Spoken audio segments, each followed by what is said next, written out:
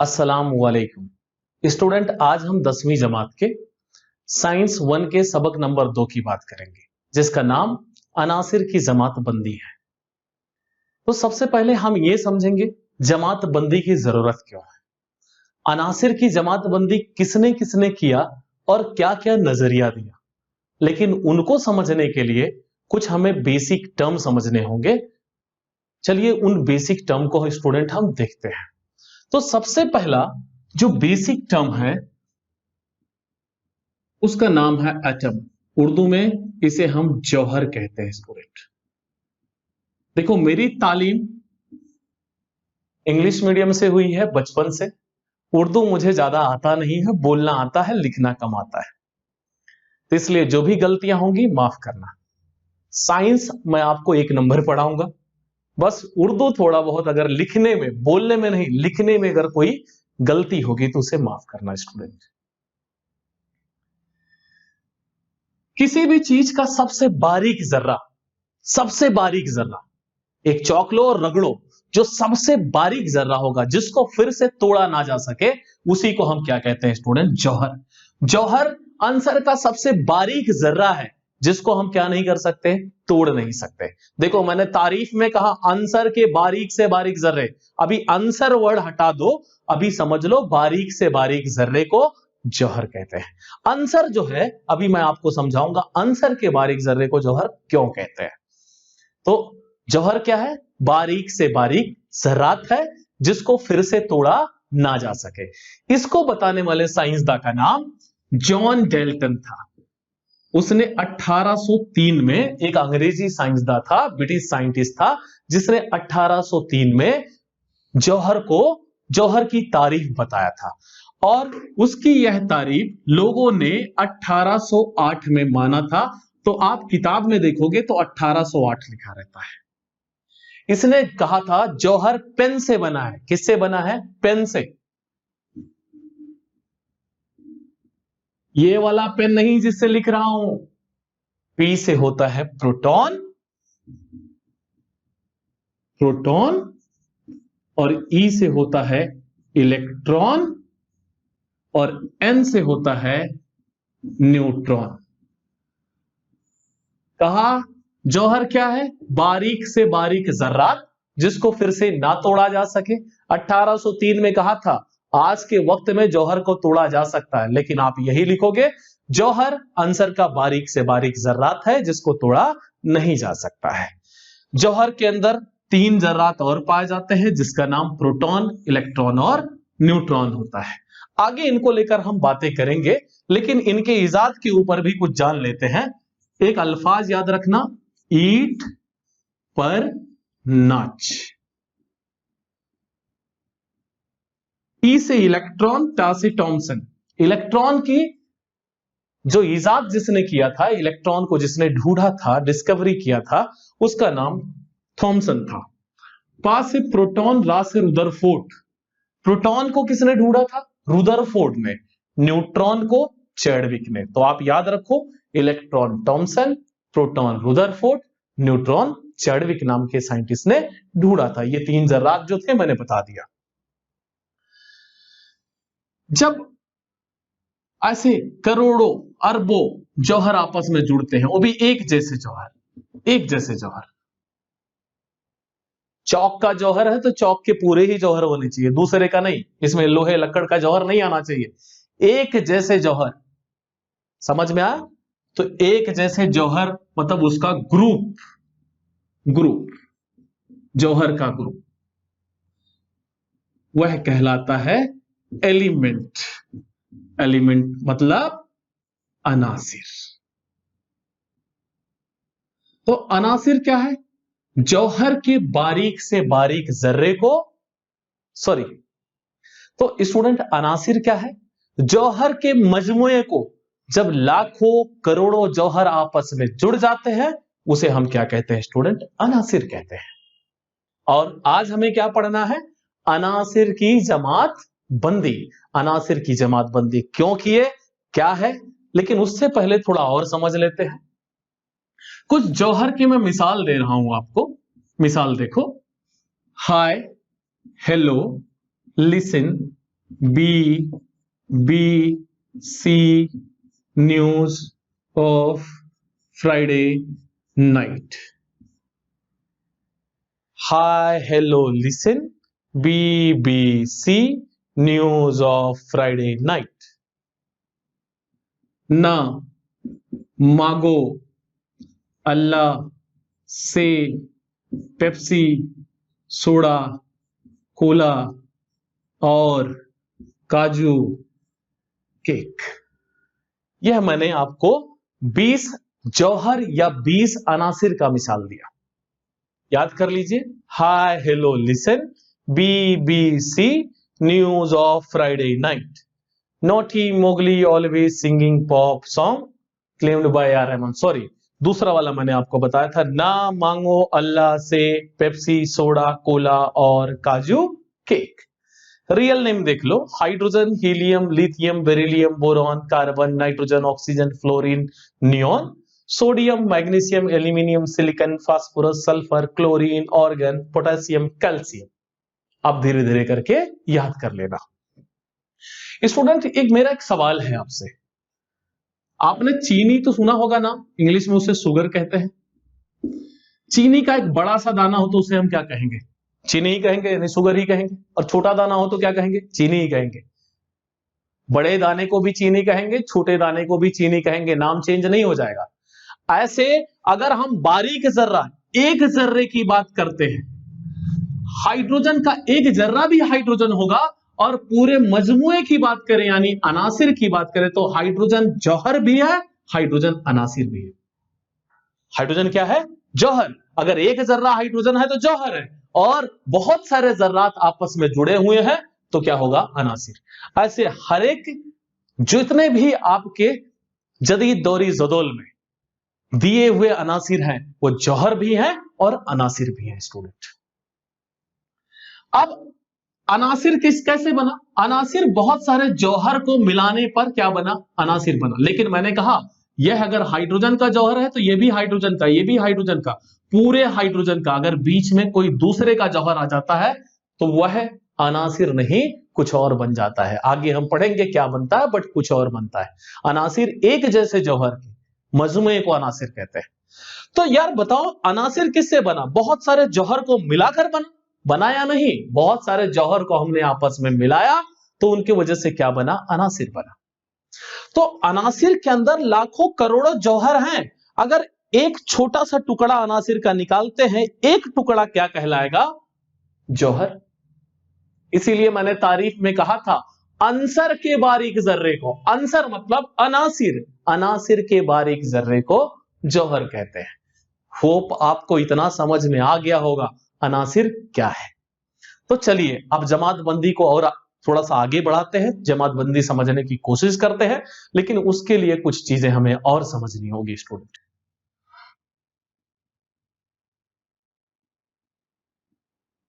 Student जौहर जो है उसके पास दो नंबर होता है, दो अदद होता है। ठीक है, जैसे आपके पास एक व्हाट्सएप नंबर होता है, कॉलिंग के लिए नंबर होता है, ऐसे जौहर के पास भी दो तरह के नंबर होते हैं। एक को हम कहते हैं एटॉमिक नंबर, जिसको जेड से जाहिर किया जाता है। उर्दू में इसे हम कहते हैं जौहरी वजन। क्या कहते हैं स्टूडेंट? जौहरी वजन। और दूसरे को हम कहते हैं एटॉमिक मास नंबर, जिसको ए से जाहिर करते हैं। उर्दू में इसे हम कहते हैं जौहरी कमियत। फिर से एक बार बोल दे रहा हूं, जौहरी वजन को जेड से जाहिर करते हैं, जौहरी कमियत को ए से जाहिर करते हैं। अभी हमने पढ़ा कि जो जौहर है एटम, वह तीन जर्रात से बने हैं, प्रोटॉन, इलेक्ट्रॉन और न्यूट्रॉन। तो ये जो जौहरी वजन है ना, यह कुछ भी नहीं है, एक नंबर है। नंबर समझते ना, 1 2 3 ऐसे एक नंबर है जो जौहर में मौजूद प्रोटॉन और इलेक्ट्रॉन की तादाद को बयान करता है। किसकी तादाद को बयान करता है स्टूडेंट? प्रोटॉन और इलेक्ट्रॉन की तादाद, कि उस जौहर में कितना प्रोटॉन और कितना इलेक्ट्रॉन है। अगर जौहरी वजन Z हमारा 15 है, मान लो जौहरी वजन कितना है 15 है, तो जौहरी वजन बराबर होता है प्रोटॉन के और बराबर होता है इलेक्ट्रॉन के।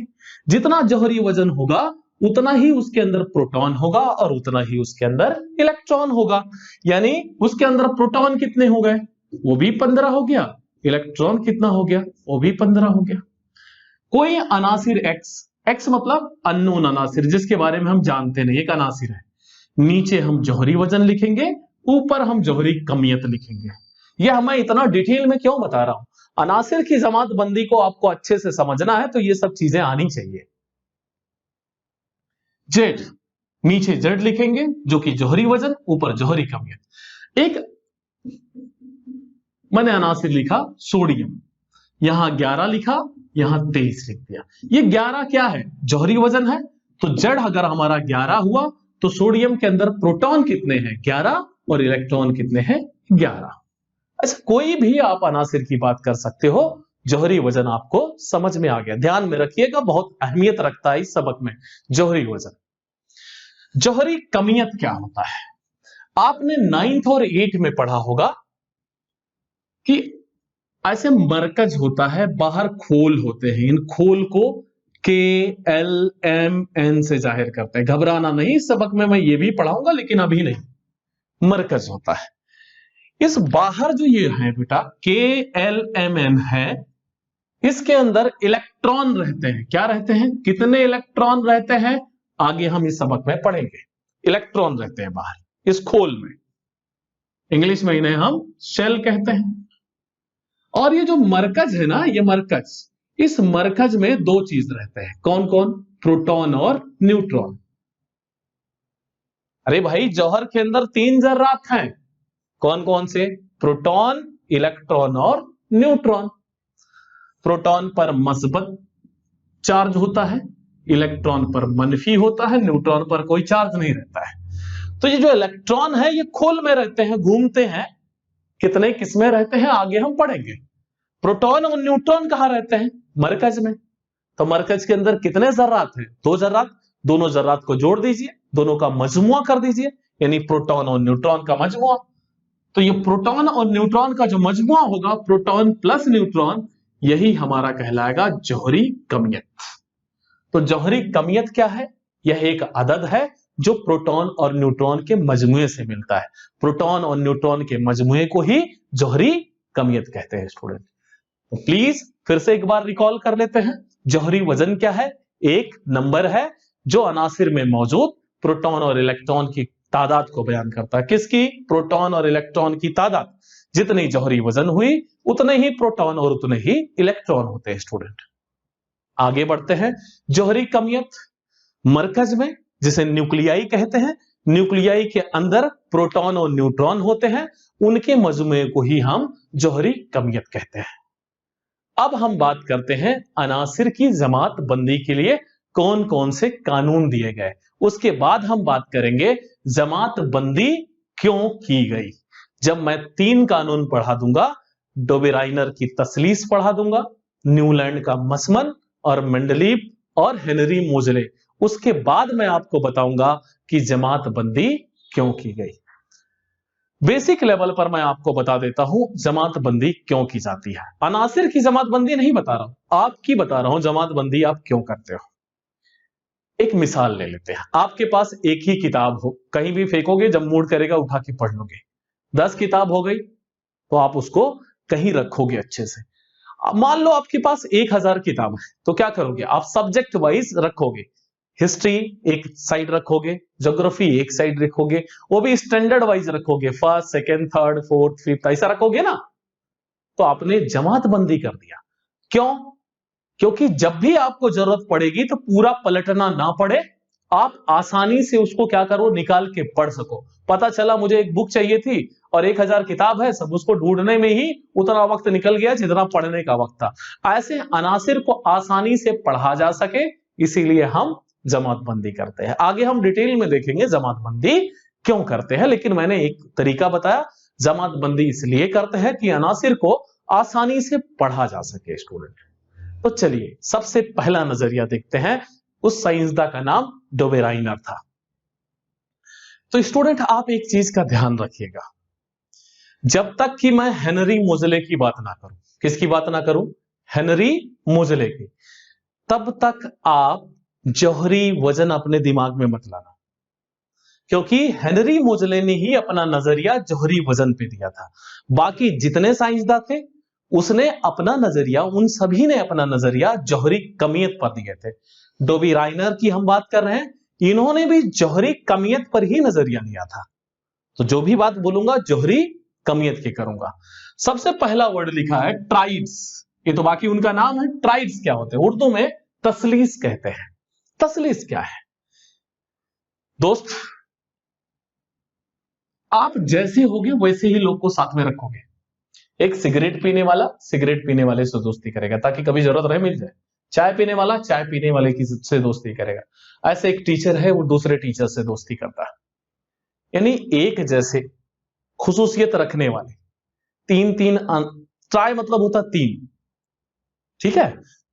एक जैसे खुसूसियत रखने वाले तीन अनासिर के ग्रुप को, किसके ग्रुप को, जैसे ए बी और सी, ए कॉफी पीता है, बी भी सी भी, तो इसी को हम तसलीस कहते हैं। तीन अनासिर जो कैसी खुसूसियत रखे, एक जैसी खुसूसियत रखे, उसी को हम तसलीस कहते हैं। स्टूडेंट मेरे तलफ्फुज में प्रॉब्लम हो सकती है क्योंकि मैं उर्दू नहीं पढ़ा हूं, इंग्लिश मीडियम का स्टूडेंट हूं। इस लॉकडाउन में आप सबकी मदद हो इसलिए मैं पढ़ा रहा हूं स्टूडेंट, क्योंकि मैं इंग्लिश मीडियम का टीचर हूं और इंग्लिश में मुझे बहुत अच्छे से आता है। आप इस वीडियो को लोगों तक ज्यादा से ज्यादा शेयर करो और जो गलतियां होंगी मुझसे बोलने में, तलफ्फुज में, प्लीज उसे माफ करना। तो स्टूडेंट तीन अनासिर के ग्रुप को हम क्या कहते हैं, तसलीस कहते हैं। डोबेराइनर की हम तसलीस की बात कर रहे हैं। तो इन्होंने क्या कहा तीन अनासिर की जमात में, तीन अनासिर के ग्रुप में जो दूसरे अनासिर का जौहरी कमियत होगा, दूसरे अनासिर का जौहरी कमियत पहले और तीसरे अनासिर के जौहरी कमियत के म्यानिया के बराबर होगा। पहले और तीसरे अनासिर के जौहरी कमियत के म्यानिया के बराबर होगा, एवरेज के बराबर होगा, मीन के बराबर होगा। नहीं समझ में आया, चलिए समझते हैं। मान लो इसका जौहरी कमियत कितना है, 4, इसका जौहरी कमियत सी का कितना है, 6, तो दोनों को जोड़ दो, 4 जमा 6, 2 से अगर हम डिवाइड करेंगे तो 10, 10 डिवाइड बाय 2 कितना हो जाएगा, 10 डिवाइड बाय 2। ये 2 से हमने क्यों डिवाइड किया, हमने एवरेज निकालना है, किसका, ए और सी का, तो 2 का एवरेज निकाला है यानी म्यानिया निकाला है, तो डिवाइड किया तो कितना आ गया, 5। यही इनका नजरिया है। तीन अनासिर की जमात में दूसरे अनासिर का जौहरी कमियत पहले और तीसरे अनासिर के जौहरी कमियत के म्यानिया के बराबर होता है। इन्होंने मिसाल लिया था लिथियम, सोडियम और पोटेशियम का। इसका 6.9 होता है, इसका हमें निकालना है बीच वाले का ना, बीच वाले अनासिर का जौहरी कमियत यानी दूसरे यानी बीच वाले, इसका 39.1। तो चलिए जोड़ देते हैं, तो ये 7 हो जाएगा और ये कितना हो जाएगा, 40, 46। आप ऐसा निकालना चाहो तो ऐसा लिख सकते हो, 6.9 जमा 39.1 डिवाइड बाय 2, तो ये हो जाएगा 46 डिवाइड बाय 2, कट जाएगा, कितना आएगा स्टूडेंट, 23। और सच में यह सही मिला, सोडियम का जो जौहरी कमियत होता है 23 ही होता है। तो फिर से एक बार बोल दे रहा हूं, तीन अनासिर की जमात में दूसरे अनासिर का या बीच वाले अनासिर का जौहरी कमियत पहले और तीसरे अनासिर के जौहरी कमियत के म्यानिया यानी औसतन बराबर होता है। औसत बात वही है, म्यानिया को ही औसत कहा जाता है, औसतन बराबर होता है। किसने कहा था, डोबेराइनर ने। अब हम इनकी गलतियां क्या थी स्टूडेंट, जब बाकी एलिमेंट दरियाफ्त हुए, बाकी अनासिर दरियाफ्त हुए, तो इन्होंने जो तीन अनासिर का ग्रुप बनाया, ऐसे ऐसे अनासिर का ग्रुप बना दिया कि ऊपर वाले का जो खुसूसियत थी और उसके नीचे वाले की खुसूसियत मुख्तलिफ थी, मुख्तलिफ खुसूसियत रखने वाले अनासिर की तसलीस बनाया, जो कि गलत था। तो इनके बाद एक साइंसदान थे, उनका नाम था न्यूलैंड। उन्होंने नजरिया दिया जिसे हम न्यूलैंड का मसमन कहते हैं। तो चलिए देखते हैं न्यूलैंड ने क्या कहा था। तो हम बात करते हैं न्यूलैंड के मसमन की। फिर मैं आपको याद दिला दे रहा हूं, हमने कहा था जब तक मैं मोजले का नाम ना लूं, यानी जदीद दौरी जदोल ना बोलूं, क्योंकि मोजले ने ही जदीद दौरी जदोल बनाया था, तब तक आप जौहरी वजन अपने दिमाग में नहीं लाएंगे। इन्होंने अनासिर की जमात बंदी को लेकर जो भी कानून दिया होगा, वो नजरिया दिया होगा, कानून दिया होगा, किसके ऊपर दिया होगा? जौहरी कमियत। तो स्टूडेंट, इन्होंने अनासिर की जमात बंदी के लिए, किसके लिए? अनासिर की जमात बंदी के लिए तमाम दरियाफ्त शुदा अनासिर, जितने भी अनासिर हैं, उनको जौहरी कमियत के सऊदी तरतीब में रख दिया। किस में रख दिया? जौहरी कमियत के सऊदी तरतीब में। जौहरी कमियत का सऊदी तरतीब क्या होता है? जैसे आप स्कूल में खड़े होते होंगे तो छोटे बच्चे को पहले और फिर उससे बड़े को बाद में ऐसे खड़ा किया जाता है, इसे हम सऊदी तरतीब कहते हैं। इंग्लिश में इसे असेंडिंग ऑर्डर कहते हैं। तो इन्होंने असेंडिंग ऑर्डर में रख दिया, यानी पहला अनासिर कौन रखेंगे? पहला अनासिर सबसे कम जौहरी कमियत वाले को। तो इन्होंने इसी तरह किया और कहा कि हर एक 8वां अनासिर पहले अनासिर की तरह खुसूसियत रखता है। फिर से सुन लो, न्यूलैंड ने तमाम दरियाफ्त अनासिर को उनकी जौहरी कमियत के सऊदी तरतीब में रख दिया और कहा हर एक 8वां अनासिर पहले की तरह खास या खुसूसियत रखता है। तो चलिए मिसाल देखते हैं इनका। तो स्टूडेंट, ये संगीत के 7 सुर है, सा रे गा मा पा ध नी, अगेन सा आता है। तो चलिए देखते हैं क्या नजरिया था। कोई भी एक अनासिर ले लो, जैसे मैंने बोरोन ले लिया, यहां से चालू करते हैं। 1 2 3 4 5 6 7 8, इसका 8वां कौन सा है? एल्यूमिनियम। ऐसे कार्बन से चालू करोगे, इसका 8वां कौन सा आएगा? सिलिकॉन। ऑक्सीजन से चालू करोगे, इसका 8वां कौन सा आएगा? सल्फर। तो एल्यूमिनियम जो वही खुसूसियत रखेगा जो बोरोन का खुसूसियत है, क्योंकि इसका पहला अनासिर कौन सा है? एल्यूमिनियम का पहला अनासिर बोरोन है। ऐसे सोडियम का पहला अनासिर कौन सा है? लिथियम। तो लिथियम का जो खुसूसियत होगा वही सोडियम का होगा। तो हर एक 8वां अनासिर पहले अनासिर की तरह खुसूसियत रखेगा, खास रखेगा। लेकिन इनके कुछ डिमेरिट हैं, कुछ गलतियां हैं। चलिए उस गलतियों को समझते हैं। कैल्शियम तक के अनासिर, पहली गलती इनकी बता रहा हूं मैं, गलतियों को काउंट करिएगा, 3 से 4 बताऊंगा। कैल्शियम तक के अनासिर ऐसा करते थे, लेकिन कैल्शियम के बाद के, जैसे ये क्रोमियम है, यह वैसी खुसूसियत नहीं दिखाता था जैसे क्रोमियम का पहला कौन सा है? एल्यूमिनियम। तो क्रोमियम की खुसूसियत किसकी तरह होनी चाहिए? एल्यूमिनियम की। ऐसा नहीं होती थी।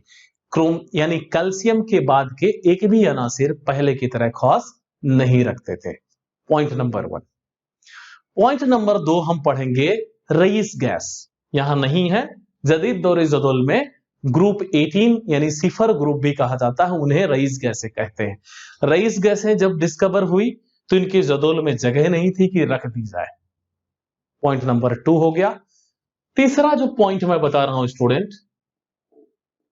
इन्होंने कहा था एक ग्रुप में, इसे ग्रुप कहते हैं, एक ग्रुप में एक जैसी खुसूसियत रखने वाले अनासिर को रखा जाएगा। लेकिन इन्होंने जब ग्रुप बनाया तो ग्रुप में अलग अलग खुसूसियत रखने वाले अनासिर को रख दिया गया, जैसे ऑक्सीजन और ये सिलीनियम, इन दोनों की खुसूसियत मुख्तलिफ है। तो ये भी गलती थी। एक चीज ध्यान रखिए, यहां पर देखो ड्रोबेराइनर की तसलीस यूज कर ली गई है। मैंने आपको पढ़ाया था ना, ऐसे कई जगहों पर इन्होंने ड्रोबेराइनर की तसलीस को इस्तेमाल में किया। इनके वक्त तक 56 अनासिर दरियाफ्त हो चुके थे। इनके जदोल में जगह ही नहीं थी कि पूरे अनासिर की जमातबंदी की जाए। इसलिए एक दुनिया का सबसे महान साइंसदान, जिसका नाम मेंडलीव था, उसने अनासिर की जमातबंदी को एक नया रुख, नया मोड़ दिया। अगले लेक्चर में हम देखेंगे। चलिए, अल्लाह हाफिज, टेक केयर।